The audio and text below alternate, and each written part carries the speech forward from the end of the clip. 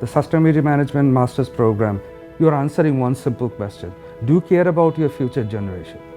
If you care about your kids, their grandkids, then you care about sustainability. And a sustainability manager is someone who has the tools to make people understand how they can contribute towards developing a sustainable world. We have both part-time and full-time students. Our curriculum is 30 hours. Instead of thesis, we have a research project course and a seminar course which provides them with the kind of research background they will need to be successful in their job.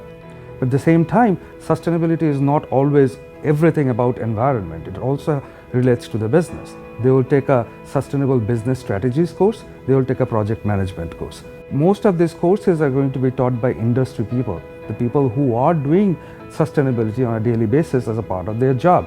Any organization that has a large number of employees and has a physical infrastructure, they will have to have a sustainability office. If you have the passion to develop and maintain a sustainable world, come to us and we will help you shape your passion into a career which will create an impact.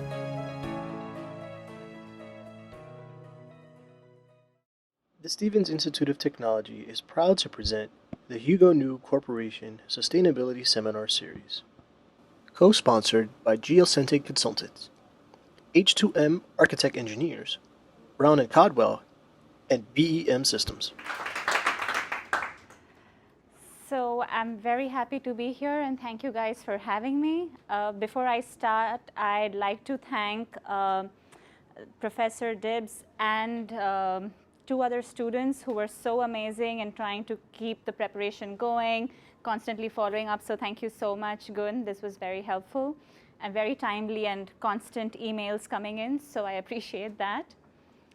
So before we begin, and I know the professor did introduce BASF, but tell me honestly, before coming into this classroom, how many of you all actually heard BASF company?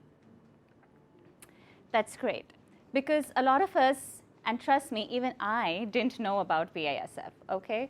So BASF is the world's largest chemical company, and let's see what they do, right? So they're practically into a lot of things. When we think of chemistry or a chemical company, we kind of take a step back and thinking about they're not really sustainable, or you kind of have a negative connotation with the word chemistry, right? But look around you.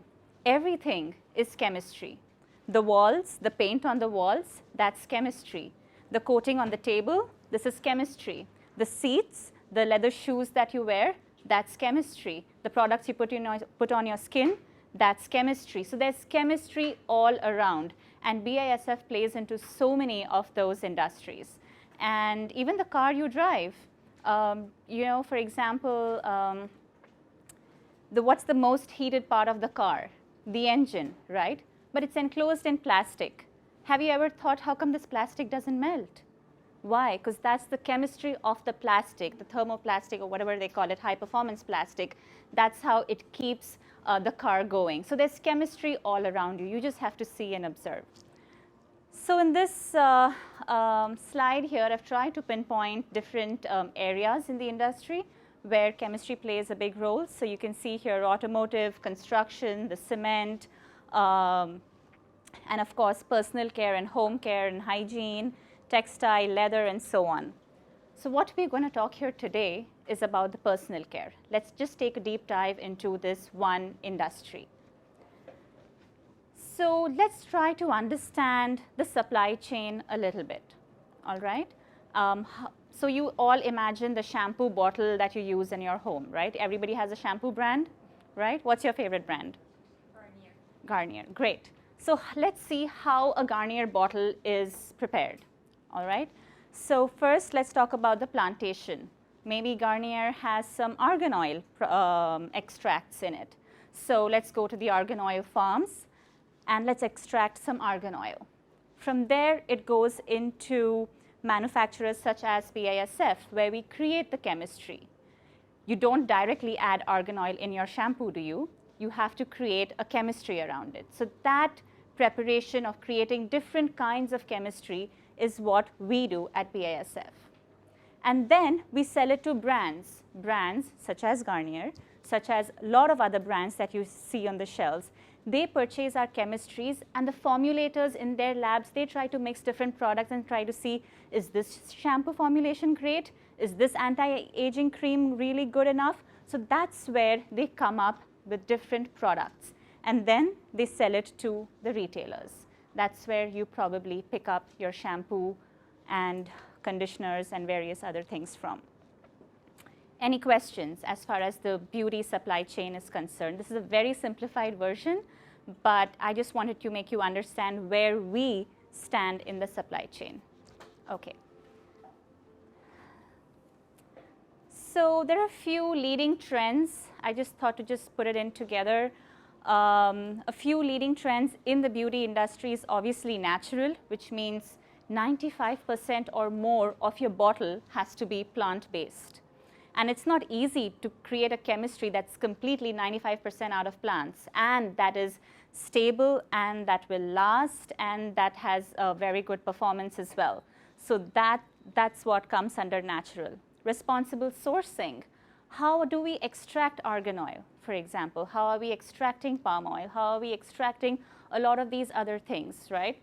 So is there a women's cooperative? Are we providing for, is it coming from an underdeveloped country? Are we providing livelihood to those people? So that's responsible sourcing and social impact. And of course, vegan beauty, the products should not be tested on animals, should not come from animals, and so on and so forth. But these have been around for some time now, I would say. And latest, what we are seeing is trends related to transparency. So a lot of times, how many of us have used sulfate-free shampoos or paraben-free products? Because why? Because we are aware about these one or two chemical names that we don't want in our shampoo. We as in consumers, right? Because you've probably read about it and you probably know about it. So a lot of these free from claims are coming up, and that gave rise to clean beauty. Clean beauty means your product is made up of ingredients which are mindfully selected, which are basically doesn't contain a bunch of these other chemistries that you don't really want it to have. So that actually gave rise to Nono Lists. So what are Nono Lists? Every other retailer, every other brand, they've come up with their own Nono List.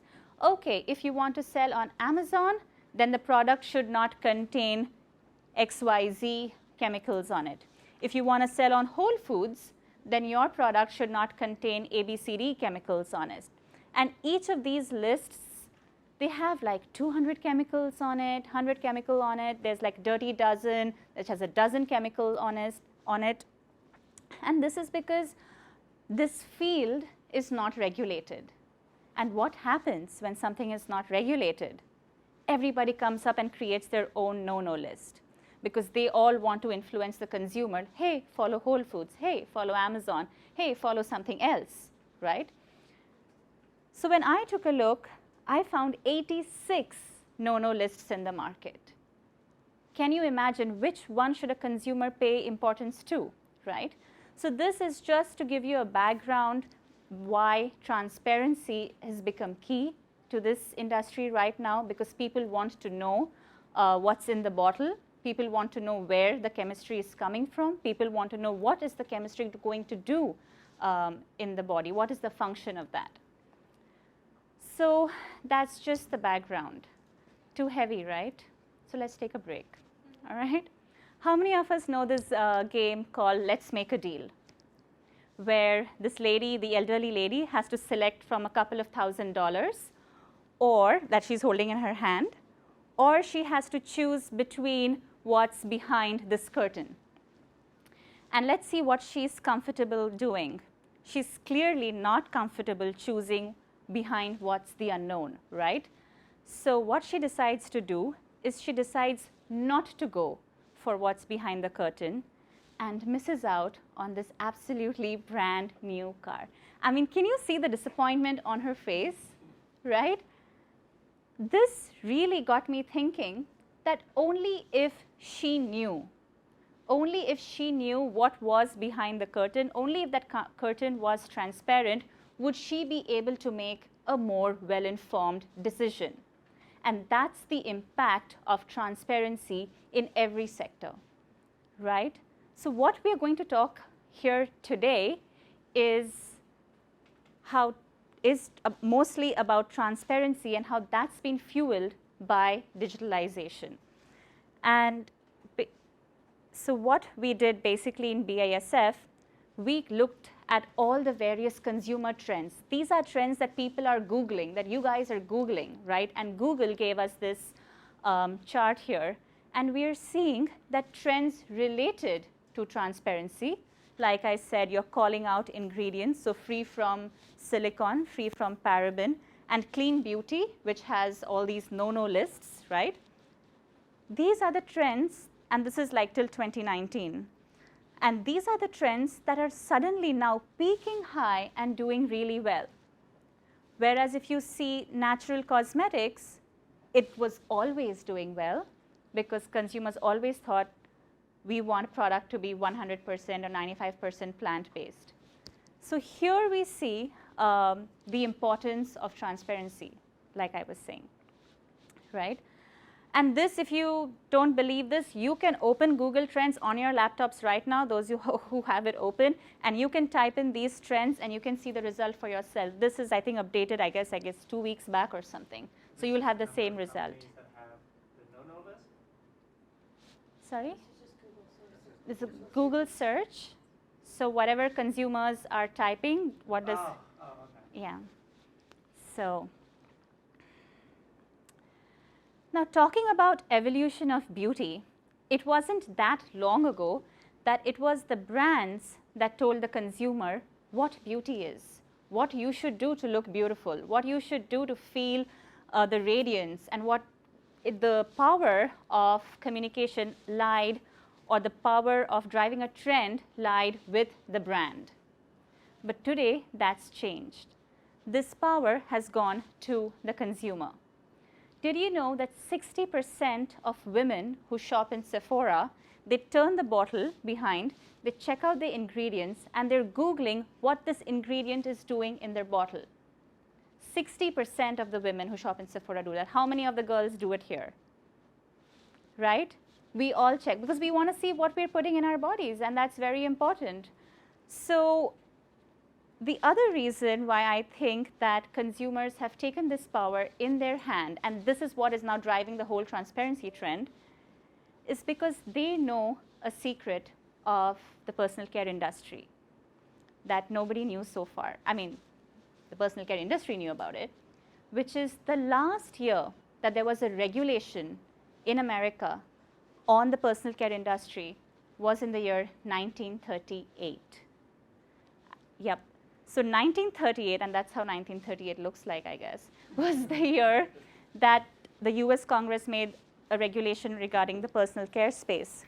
And just to give some perspective, 1938 was the year houses in the US was sold at $4,000, ballpoint pen was invented, Superman came in, and even oil for the very first time was discovered in Saudi Arabia in 1938. That's how far and backdated the regulations are for the United States in this space. So naturally, the consumers are going to take it up in their hand. Naturally, the consumers are going to ask for transparency, right? And obviously, digitalization. Everybody has internet in their fingertips right now. You can Google stuff, and you're writing reviews, you're purchasing online, you're reading 10 Amazon reviews before you make your purchase. So all this, you are contributing to, you're contributing to this kind of trend as well. So at BASF, we thought, okay, this is what's happening. What can we do? And what should we do? And this is a stage in your career you will always reach. When you are probably working, you will have the market data, you will have the trends, you will basically have almost everything, and you will have to know, what can I do with this? And trust me, innovation is not always product related. Innovation, you can have an innovative idea. You can maybe try to understand what's the gap in the market and try to understand how this plays or how you can work with it in the future. So I was stuck here, and this is literally, I didn't know what to do. And then finally, it occurred to me that we can create an online tool, because at the same time, I'm working for a company, and how can we differentiate ourselves from the others in the field, right? So then we created this tool. This is called the Ingredient Insider tool. And this tool is for the brands. This tool is for the formulator in the brands who's trying to create shampoo, who's trying to create your cream, and so on and so forth, right? Because we have to make it easy for the formulator to come and choose a BASF product. So what this tool does is it basically lists out a bunch of most popular Nono lists. So let's see, it's a little slow.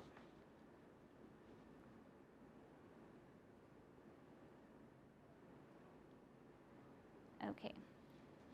So here we see a bunch of 16 Nono lists out of 86. Now, I wasn't going to put 86 lists here, right? So we did a popularity study. What are bloggers talking about? Who's the most influential Instagrammer person in the beauty space? What is she tweeting about? What is she talking about? So on and so forth. What are consumers asking? What are customers asking? And then we did an analysis, and we put the top 16 Nono lists out here. So as a formulator, you can maybe select the list of your choice. So if you want to sell for Whole Foods, for example, and you can click on that, and you'll get a bunch of BASF products to choose from. This way, it makes it very easy for the formulator, and they're getting a bunch of BASF products also to choose from and create their formulation as well. So maybe as an example, like over here, this says Whole Foods. So for example, if you want to make an anti-aging cream, or a cream that makes radiation, increases your radiance, you can select certain products. It can fill in your bottle, and then you can try to basically create a formulation and test it. Then you order for samples. If it works, you place a whole order for BASF. Oftentimes in sustainability field, we face this thing that sustainability can't bring sales. Like, how is sustainability going to increase revenue for your company? And oftentimes in my career, I have been asked this question. This is how. So do not think or do not feel that sustainability is just the cherry on the top of a cake. It's not that. We can absolutely drive sales because of sustainability. Yes? So are we saying with BASF, you're not actually working with Whole Foods, for example, on their no-no list. You're just asking for their goods that fit the criterion of not having that specific ingredient in it. Yes. So if you select Whole Foods and you get these BASF products here, these are all in compliance to Whole Foods. Means none of them have any chemistries that are flagged by Whole Foods. These are all BASF is a chemical company because you came in. Okay. And she is from here. Compliance should be regulated, should not be there. Correct. So These are all BASF. So if I was selling Yes. Whole Foods, I would want to only do things. So these are If the I was no-no selling to a product, different these are the company, no-no I would want chemicals to do here. things. no, these are the non-Nono chemicals.